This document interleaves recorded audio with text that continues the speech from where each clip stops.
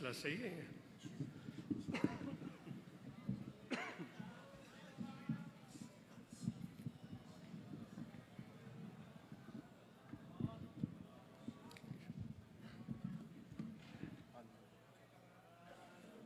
صحیح ہے.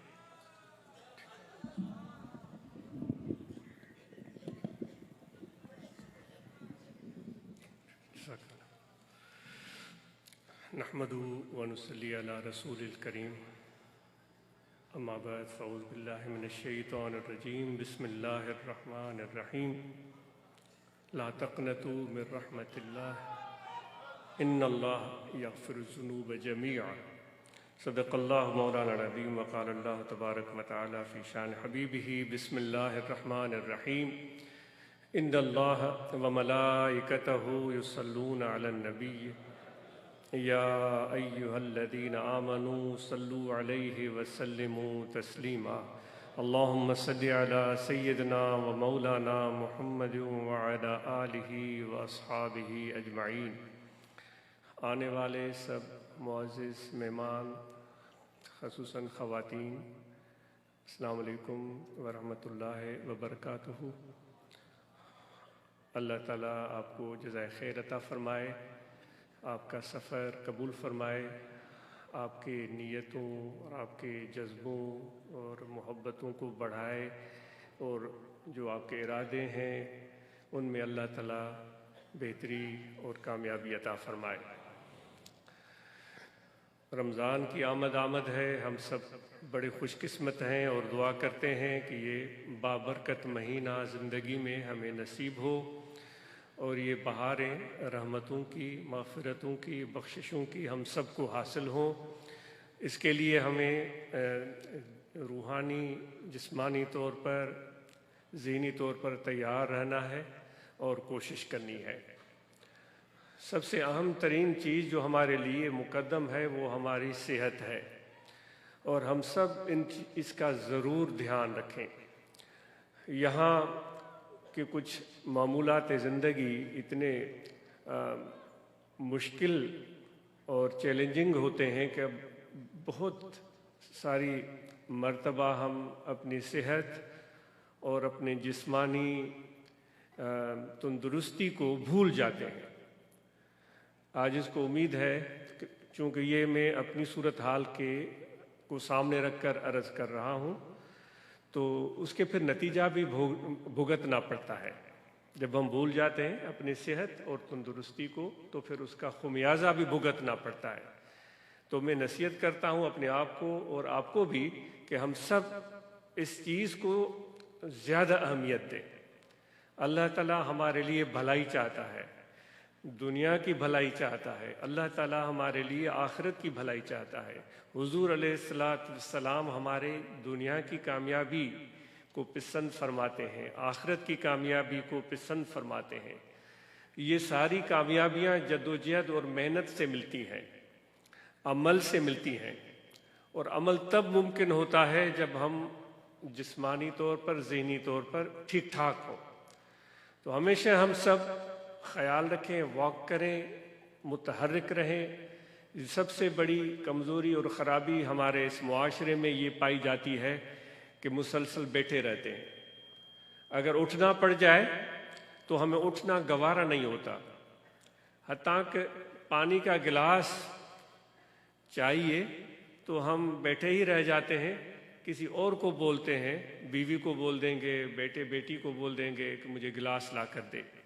حالانکہ ہم اس کرسی پر، صوفے پر بیٹھے بیٹھے ہمیں گھنٹہ ہو چکا ہوگا، اور مسلسل ایک جگہ جم کر بیٹھنا یہ ایک طرح سے جسم کے لیے کوئی اتنی پسندیدہ صورتحال نہیں ہوتی. جسم انسان کا اللہ تعالیٰ نے بنایا ہی ایسا ہے کہ اس کو تحرک چاہیے. دیکھو قرآن مجید میں بھی اللہ تعالیٰ فرماتا ہے کہ میرا تم ذکر کرو اس حال میں کہ تم کھڑے ہو. اس میں چلنا بھاگنا سب آ گیا. اس حال میں کہ تم بیٹھے ہو، اس حال میں کہ تم لیٹے ہو. یعنی یہ ساری جو انسان کی زندگی میں جسم کی لوازمات ہیں، ذکر کے ساتھ ساتھ اللہ تعالیٰ نے وہ بھی بیان فرما دی ہے.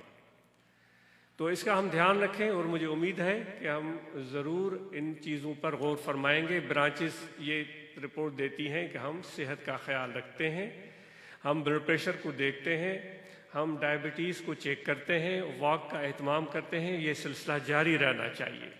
اسی طرح خواتین کے لیے بھی اس چیز کی اتنی اہمیت ہے جتنی مردوں کے لیے ہے، تو ان کو بھی ہم ایسے مواقع فراہم کریں، کیونکہ حضور علیہ الصلوۃ والسلام کی ایسی مثالیں موجود ہیں کہ آپ اپنے زوجہ محترمہ ام المومنین ہماری ماں عائشہ صدیقہ رضی اللہ تعالیٰ عنہا کے ساتھ واک کرتے تھے۔ تو دوستو، خواتین کو بھی اپنی صحت کا دھیان رکھنا چاہیے، یہ تو ایک بہت اہم اور ضروری بات ہے۔ اور اس کے بعد پھر تعلیم آ جاتی ہے۔ ہم بچوں کی تعلیم، ابھی دوست بتا رہے تھے، بڑی مسرت ہو رہی تھی کہ ہمارے دوست الحمدللہ ثم الحمدللہ، یہ اللہ تعالیٰ کا کرم ہے، میرے مرشد کامل کی نظر ہے کہ ہمارے دوست نہ صرف اپنے بیٹوں کو بلکہ اپنی بیٹیوں کو بھی تعلیم دلوا رہے ہیں اور یکساں مواقع ان کو فراہم کر رہے ہیں۔ حضور علیہ الصلوۃ والسلام اپنے پیاری بیٹیوں کو کتنی محبت، شفقت، تعلیم اور تربیت دیتے تھے، وہ کسی سے ڈھکی چھپی نہیں ہے۔ تو یہ ایک سلسلہ ہے جو جماعت نے اختیار کیا ہوا ہے، اس پر جماعت مبارکباد کی مستحق ہے۔ اور نہ صرف یہ کہ دوست آ کر بتاتے ہیں کہ میرا بیٹا انجینئر ہے تو بیٹی ڈاکٹر ہے، بیٹا ڈاکٹر ہے تو بیٹی انجینئر ہے، یہ دوست آ کر یہاں یہ احوال سناتے ہیں۔ تو انشاءاللہ یہ سلسلہ اس طرح چلے گا اور ہمارے علم، آگہی اور شعور میں بہتری آئے گی، اور ہم زندگی کی اس مرحلے میں جب اب موجود ہیں، اس دنیا کو بہتر بنانے کی سعی میں اپنی مثبت کوششیں شامل کر سکیں گے، ورنہ تو ہاتھ ملتے رہ جائیں گے، تنقیدیں کرتے رہ جائیں گے اور طنز کرتے رہ جائیں گے، جو کہ آج ہمارا شاید زیادہ پسندیدہ وتیرہ نظر آتا ہے، واللہ اعلم بالصواب۔ تو رمضان کے حوالے سے ہم رمضان کے مہینے میں سب روزہ رکھیں گے انشاءاللہ، سوا ان لوگوں کے جن کو عذر ہے، بیمار ہیں، وہ اپنے اس عذر کو نظر میں رکھیں اور ڈاکٹروں کی ہدایت پر عمل کریں۔ اور اسلام میں، شریعت میں اس کی پوری گنجائش موجود ہے، اور کبھی بھی اللہ تبارک و تعالیٰ اس چیز کے حوالے سے یہ اللہ تعالیٰ یہ پسند فرماتا ہے کہ اپنے آپ کو تکلیف میں مت ڈالو، تو ان کے لیے شریعت میں گنجائش رکھی ہے، تو وہ ڈاکٹروں کے ہدایات کو نظر میں رکھیں اپنے آپ کو تکلیف میں ڈالنے کے بعد۔ جو صحت مند ہے، تندرست ہے، ہم روزہ رکھیں اور اس کا پورا اہتمام کریں، اور دل و جان سے۔ سفر میں بھی قرآن مجید میں جو استثناء دی گئی ہے، ایک مرض کی اور دوسری سفر کی، تو اس لیے ہم ان چیزوں کو دھیان میں رکھیں اور نہ صرف روزے رکھیں بلکہ قرآن مجید کے ساتھ بھی ہمارا تعامل اور تعلق رمضان کے مہینے میں بہتر ہو جائے، اور ہم کوشش کریں جتنی بھی برانچز ہیں وہ ایسا سلسلہ شروع کریں جو ہمارے بھائی قرآن مجید نہیں پڑھے ہوئے ہیں وہ قرآن مجید کی تعلیم حاصل کریں، وہ پڑھیں۔ جو ہمارے بھائی قرآن مجید پڑھ چکے ہیں ان کو ایسے مواقع فراہم کیے جائیں کہ وہ قرآن مجید کے تلفظ کو درست کر سکیں، وہ حروف کی ادائیگی کو بہتر کر سکیں۔ وہ بہت بڑی لحن اور تجوید کی بات نہیں ہو رہی، بنیادی باتوں کی بات کی جا رہی ہے، تو ان کے لیے تھوڑی سی محنت، تھوڑا سا توجہ، تھوڑی سی کوشش چاہیے۔ اگر برانچز یہ بھی چیز رمضان المبارک میں کر کے دکھاتی ہیں اور یہ رپورٹ سناتی ہیں کہ رمضان کے مہینے میں ہم نے اتنے دوستوں نے قرآن مجید جو خدا نخواستہ نہیں پڑھے ہوئے تھے انہوں نے قرآن مجید پڑھا، جو قرآن مجید پڑھے ہوئے تھے انہوں نے اپنا تلفظ درست کیا، اور قاری حضرات سے بھی گزارش ہے کہ بنیادی چیزوں پر زور دیں تاکہ ان کا تلفظ اور حروف کی ادائیگی ٹھیک ہو جائے، یہ بہت اہم بات ہے۔ تو یہ اگر رمضان کے بعد رپورٹیں ہمیں دوست سنائیں گے تو بہت دل کو مسرت ہوگی، اور بہت ان کے لیے ڈھیروں دعائیں کریں گے کہ یہ کتنا شاندار کام کیا کہ رمضان کے مہینے میں قرآن مجید کے ساتھ انہوں نے تعلق جوڑے رکھا اور اس کو کامیاب صورت یہ دی کہ اس کی تلاوت کو بہتر بنایا ہے۔ تو امید ہے کہ دوست اس پر توجہ دیں گے اور مثالی برانچز اس پر کام کریں گی اور برانچز اس پر کام کریں گے۔ جو آیت کریمہ تلاوت کی ہے، اللہ تعالیٰ فرماتا ہے کہ میرے رحمت سے کبھی بھی مایوس نہ ہو، یہ سب کے لیے ارشاد ہو رہا ہے اللہ تعالیٰ کی طرف سے۔ یہ صرف کسی خاص گروہ سے گفتگو نہیں ہو رہی ہے، کسی خاص پسندیدہ لوگوں سے یہ گفتگو نہیں ہو رہی ہے، یہ رب العالمین کا اعلان ہے، جو ہمارا بھی پالنہار ہے، اس ملک کا بھی، اور جو اس ملک کے آس پاس دیگر ممالک ہیں ان کا بھی پالنہار ہے، جتنے بھی ملک اس خطے ارض پر بستے ہیں ان کا بھی پالنہار ہے، اس پوری کائنات جہاں تک ابھی انسان پہنچا بھی نہیں، اتنی بڑی کائنات کا بھی وہی پالنہار ہے۔ تو وہ سب کو یہ بتا رہا ہے کہ میری رحمت سے کبھی بھی مایوس مت ہونا۔ تو کیا ہمارے گناہ بخش دیے جائیں گے جو ہم نے اتنے کیے ہیں؟ ایسے ایسے گناہ جن کو ہم نے گناہ سمجھا ہی نہیں، اور ہم نے سمجھا کہ یہ تو گناہ ہے ہی نہیں، وہ کر گزرے، یا چھپ کے کیے یا ظاہر ظہور کیے، تو اللہ تعالیٰ فرماتا ہے کہ میری وہ ذات ہے جو سب کے سب گناہ معاف کر دیتی ہے، سب کے سب۔ ہمارے تصور سے بھی بڑھ کر بات کی جا رہی ہے، ہماری دامن تو کسی شمار و قطار میں بھی نہیں آتی۔ تو اتنا مہربان ہے اللہ تعالیٰ ہم سب پر، سب انسانوں پر، جو کہ ہمارے چھوٹے سے اتنے سے ذہن میں یہ بات کاش آ جائے۔ کہتے ہیں نا خدا کی پہچان کیا ہے؟ یہی ہے خدا کی پہچان، کہ وہ جب بخش دیتا ہے تو پھر سب بخش دیتا ہے۔ اس کے لیے ہمیں کرنا کیا چاہیے؟ ہمیں کرنا یہ ہے کہ اس کے دروازے کو چھوڑنا نہیں ہے، اس پروردگار اللہ کے دروازے کو چھوڑنا نہیں ہے، اور اپنی حاضری لگاتے رہنا چاہیے، اور حاضری ہمہ وقت ہونی چاہیے۔ اب ہمہ وقت حاضری کیسے ہو سکتی ہے؟ ہمیں تو اولاد بھی ہے، ہمیں تو بچے بھی ہیں، ہمیں زمینیں بھی ہیں، ملازمتیں بھی ہیں، تو باس کی بھی حاضری دینی ہے، باپ کے پاس بھی جانا ہے، بیوی کا بھی خیال رکھنا ہے، بچوں کا بھی دھیان رکھنا ہے۔ تو ہم یہ سمجھتے ہوں گے شاید کہ جب مسجد میں آ کر بیٹھتے ہیں تو پھر ہم خدا کے دروازے پر ہوتے ہیں، شاید یہ سمجھتے ہوں۔ اور بٹائی صاحب رحمۃ اللہ علیہ نے فرمایا نا، چو ونی وڑکار ہت نہ گولی ہو تکے، لکو کین لطیف چے بارو چو بے پار۔ ہم وہ بٹائی صاحب فرما رہے ہیں کہ تم وڑکار جو سسی نکلی تھی، تو ایک علاقہ شاید وڑکار کا بھی اس کے راستے میں پڑتا تھا کہ تم وڑکار کیوں جا رہی ہو اپنے محبوب کو ڈھونڈنے کے لیے، یہیں کہیں آس پاس کیوں نہیں ڈھونڈ لیتی؟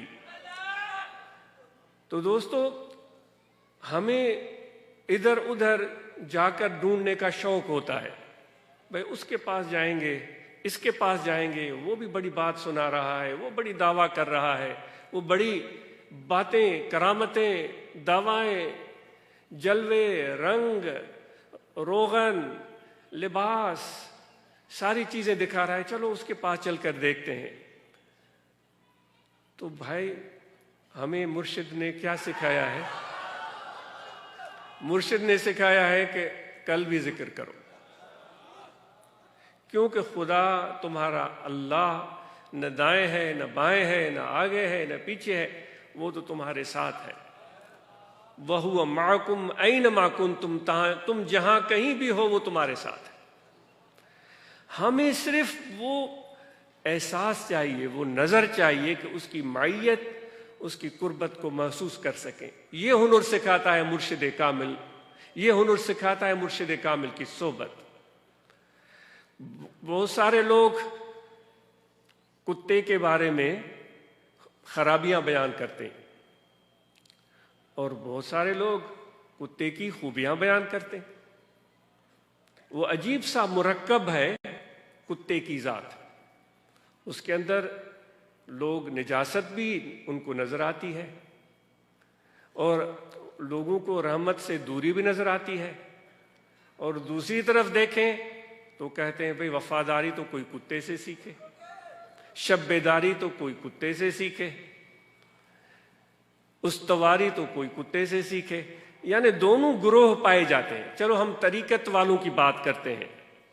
وہ سعدی کہتا ہے کہ ازاں بر ملائک شرف داشت تند، کہ خود را بہز سگ نہ پنداش تند. وہ سعدی کہتا ہے کہ اس لیے فرشتوں سے بھی مرتبہ اور مقام میں آگے نکل گئے، کیونکہ وہ اپنے آپ کو کتے سے بھی اچھا نہیں سمجھتے تھے. یہ ہم طریقت والوں کی بات کر رہے ہیں جو اور اولیاء اللہ کے ساتھ جنہوں نے صحبتیں کی. عربی ادب کی کہانی ہے. ایک عابد عالم تھا، وہ خدا کی عبادت کے لیے پہاڑ کی چوٹی پر جا کر بیٹھ گیا، اور وہاں عبادت کرتے ہوئے اس پر یہ معجزہ ظاہر ہوا کہ وہ جیسے ہی سجدے سے سر اٹھاتا تھا، یہ عربی ادب کی کہانی ہے، سر اٹھاتا تھا تو اس کو سامنے خوانچہ نظر آ جاتا تھا، کھانے کا ایک دسترخوان جس پر کھانا موجود ہوتا تھا. تو وہ عبادت کے بعد وہ کھانا کھا لیتا، وہ خوش ہو جاتا کہ بھائی سبحان اللہ، یہاں تو کوئی آدم ہے نہ آدم زاد، کوئی بستا نہیں، کوئی رہتا نہیں، کیسے خدا مجھے یہاں اس پہاڑ کی اونچائی پر، کوئی میرا واقف نہیں، کوئی دوست نہیں، کوئی جان پہچان، کوئی انسان بنی بشر نہیں، مجھے کھانا ملتا. تو یہ اس کا معمول چلتا رہا. ایک دن ایسا اتفاق ہوا، اس نے عبادت کی، زاہد تھا تو اس نے عبادت کی. زاہد اس کو بولتے ہیں جو دنیا کو تیاگ دے. بھائی میرا کسی سے کوئی واسطہ نہیں، دین اسلام میں اس طرح کی کوئی تعلیم نہیں ہے، ایسے سمجھیے یہ بنی اسرائیل کے زمانے کی بات سمجھے. تو وہ عبادت کر کے معمول کے مطابق اٹھا تو وہ خوانچہ دسترخوان تھا ہی نہیں. اس نے سوچا کہ میری عبادت میں کمی رہ گئی ہے، تو اس لیے مجھے وہ خوانچہ، وہ دسترخوان، وہ کھانا نہیں ملا. تو اس نے اور گڑ گڑا کر عبادت کی. اس کو نہیں ملا دسترخوان، پتہ نہیں کیسے آتا تھا، کہاں سے آتا تھا، کس طرح پہنچتا تھا. پھر اس نے اور زیادہ گڑ گڑا کر، رو رو کر سجدے کیے، عبادت کی، نہیں ملا. ایک کھانے کا ٹائم گزر گیا، دوسرے کھانے کا ٹائم آ گیا، 24 گھنٹے ہو گئے. اب اس کے پیٹ میں مروڑیں اٹھنے لگی، بھوک نے اس کو ستایا. تو وہ اپنی بھوک سے پریشان ہو کر ایک محدود ٹائم تک تو وہ بیٹھا رہا، لیکن مجبور ہو کر وہ پہاڑ سے نیچے اتر آیا. پتہ نہیں کیا ارادہ کر کے گیا تھا کہ میں تو کبھی بھی ادھر سے ہلوں گا نہیں. وہ نیچے اتر گیا اور جا کر ادھر ادھر جھانکنے تاکنے لگا تو دور سے اسے گاؤں نظر آیا، اور گاؤں میں گھس گیا اور دروازے کھٹکھٹانے لگا. بندے باہر آئے، انہوں نے پوچھا کیا ہے، تو انہوں نے کہا میں بھوک سے مر رہا ہوں، مجھے کھانا دو. تو ان گاؤں والوں میں سے کسی ایک گھر والے نے اس پر رحم کیا، اس کو 3-4 روٹیاں، کچھ کھانے کی اور چیزیں اس کو، یا سالن یا روٹیاں دے دی. وہ 3-4 روٹیاں پکڑ کے چلا تو اسی گھر کے دروازے پر کتا بیٹھا ہوا تھا. اس نے جب اس کو روٹیاں لے جاتے ہوئے دیکھا تو اس کے پیچھے چل پڑا. جب آگے چلا تو کتا بھی اس کے پیچھے، یہ تیز چلا تو کتا بھی تیز چلنے لگا، یہ دوڑا تو کتا بھی دوڑنے لگا. تو پھر اس کو ڈر لگا کتا مجھے کاٹے گا، تو اس نے ایک روٹی پھینکی اور کتا روٹی کھانے میں مشغول ہوا. اس نے دوڑ لگائی، میں نکل جاؤں گا، پہاڑ دور نہیں ہے، چوٹی پر تو کتا آئے گا ہی نہیں. کتے نے جلدی جلدی روٹی کھائی یا نہیں کھائی، وہ کچھ کھائی کچھ نہیں کھائی، پھر اس کے پیچھے دوڑ لگائی، پھر اس کو پہنچ گیا. اس کے پاس تھی 3 یا 4 روٹیاں. اس نے کہا کتا تو کاٹنے لگا ہے، وہ بھونک رہا تھا. اس نے دوسری روٹی پھینکی،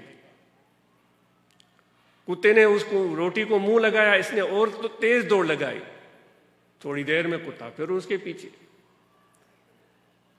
تیسری روٹی پھینکی، اب اس کے پاس 1 روٹی تھی.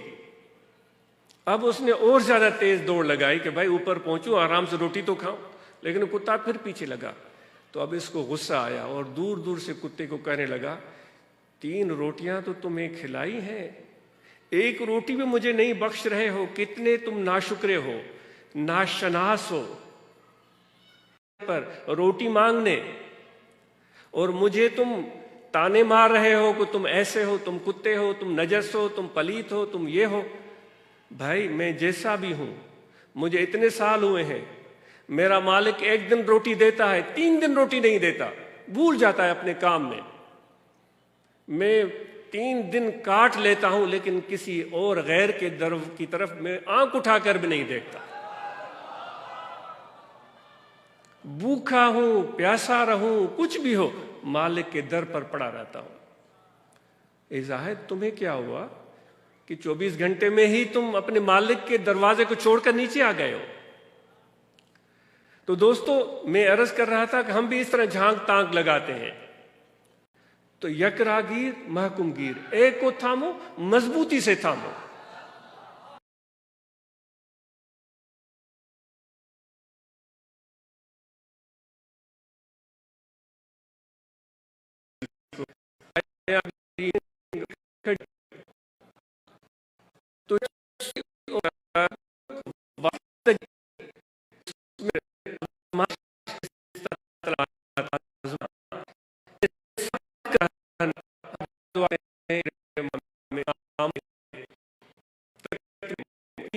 مرشد کی محبت میں استقامت عطا فرما۔ تو یہ بنیادی چیز ہے جو کہ ہمیں سیکھنی ہوگی ایک صاحب طریقت لوگوں کی ہدایات کی روشنی میں، جس کو بہت زیادہ اہمیت حاصل ہے۔ اور مجھے امید ہے کہ خواتین بھی سماعت فرماتی ہیں، اور آپ سے امید ہے کہ خواتین کے لیے مقبول ہوگا، اور آپ سے امید ہے کہ خواتین جس محبت اور شوق سے آتی ہیں وہ مردوں کے تعاون سے ہی ممکن ہوتا ہے، اور امید ہے کہ آواز ان تک صحیح پہنچ رہی ہوگی۔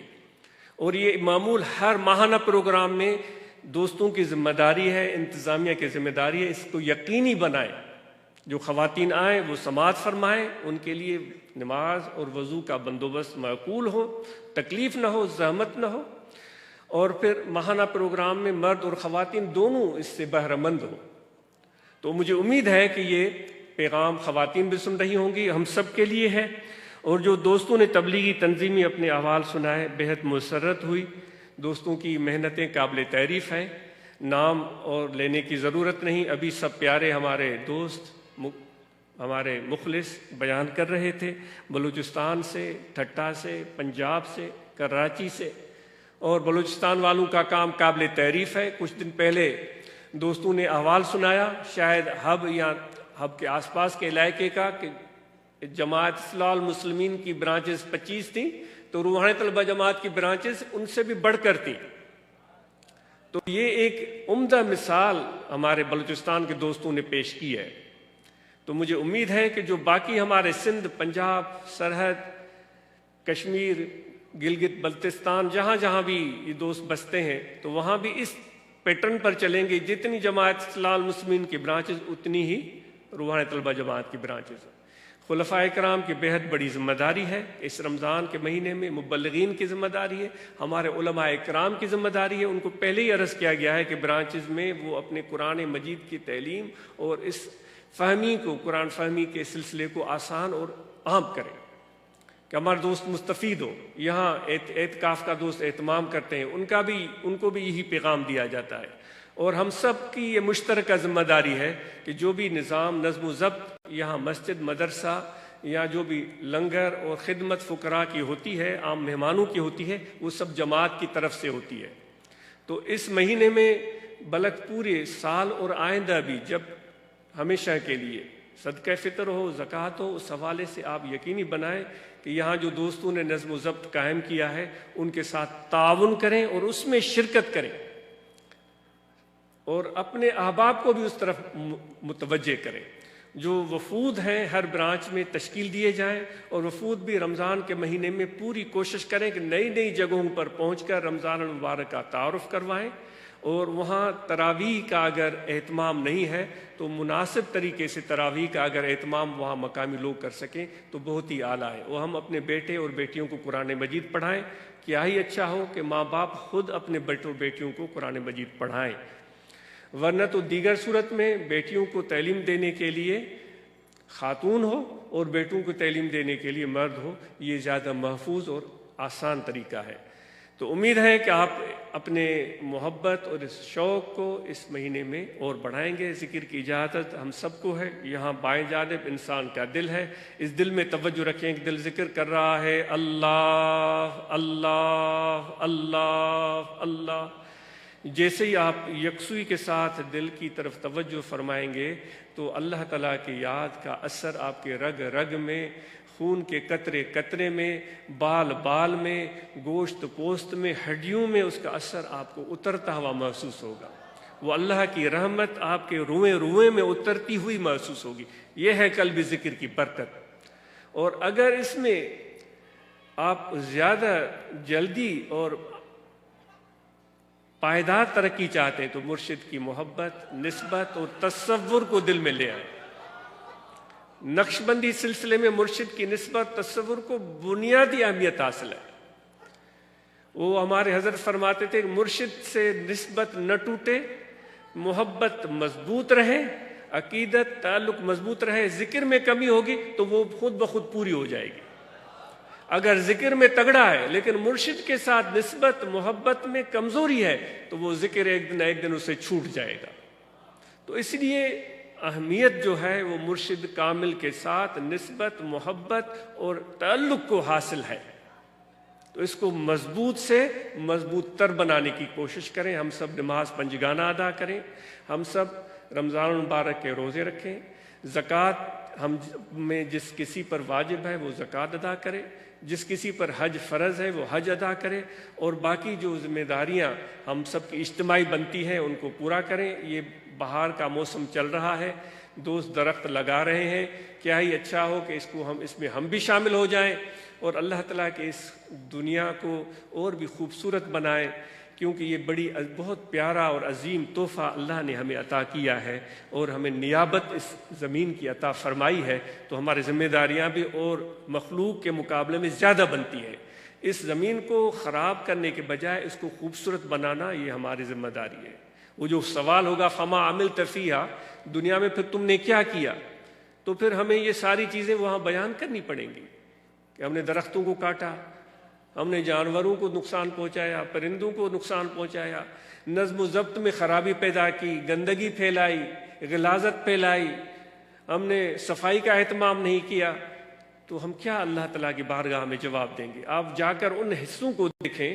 ہم رنی کوٹ کی طرف گئے تھے جہاں لوگ بہت کم جاتے ہیں، اتنی صفائی تھی، آج سے 10 سال پہلے کی بات ہے کہ ہم حیران ہو گئے۔ پہاڑ، وہاں کے میدان بالکل صاف ستھرے، جہاں جہاں انسان پہنچتے ہیں ہم پہنچتے ہیں وہ کچرا، گندگی، کوڑا کرکٹ پھیلا کر آتے ہیں۔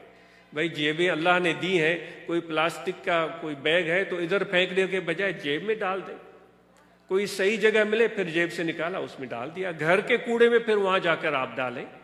تو ہم صفائی کا دھیان رکھیں۔ دوست صفائی کے حوالے سے گاؤں میں صفائیوں کا ہفتہ منا رہے ہیں، بڑی اچھی اچھی رپورٹیں آ رہی ہیں، امید ہے کہ ہم اس سلسلے میں بھی کوشش کریں گے۔ آپ سب کا بہت شکریہ، جزاک اللہ۔ اللہم صلی علی سیدنا محمد۔